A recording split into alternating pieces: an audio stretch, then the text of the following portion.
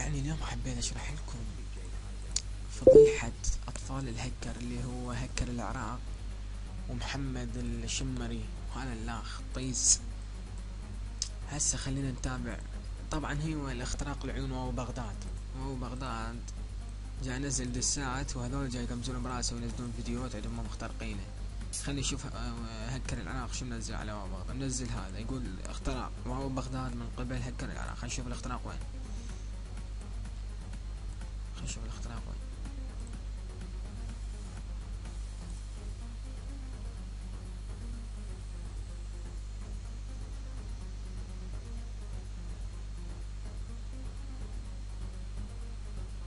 طبعا بالمناسبة هاي حاسبة مو مالته شباب، هاي حاسب مو مالته، هو عنده لابتوب.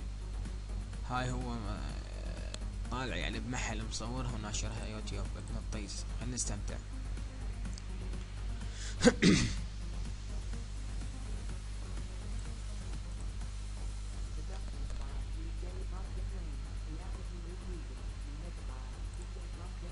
يعني الاختراق مالته كله فاش يلفاش.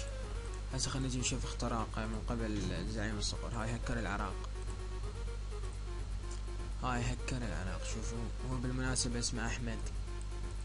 الباسورد مالتك حبيب مولاي جلي، طبر براحتك طبر. وهاي الاختراق مالتك يعني هو جاي يلعب على نفسه، مصعد نفسه ضحية.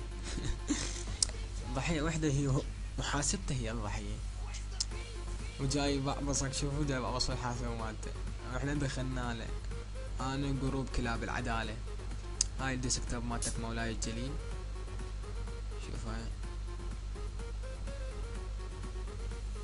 شوفوا هاي الحاسبة مالتك. هاي خلصنا اليوم. هسه نجي الطفل الشهرة محمد الطيس. العفو محمد الشمري المضغوط من بغداد. العفو الساعدي. هذا محمد الساعدي.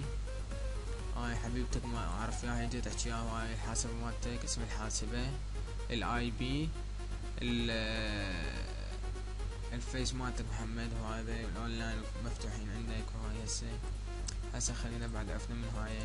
وهاي حقائق اطفال الهكر. تحياتي لكم، اخوكم زعيم الصقور كان على المايك. في امان الله، نلتقيكم في حلقة جديدة في برنامج تصفية اطفال الهكر. في امان الله.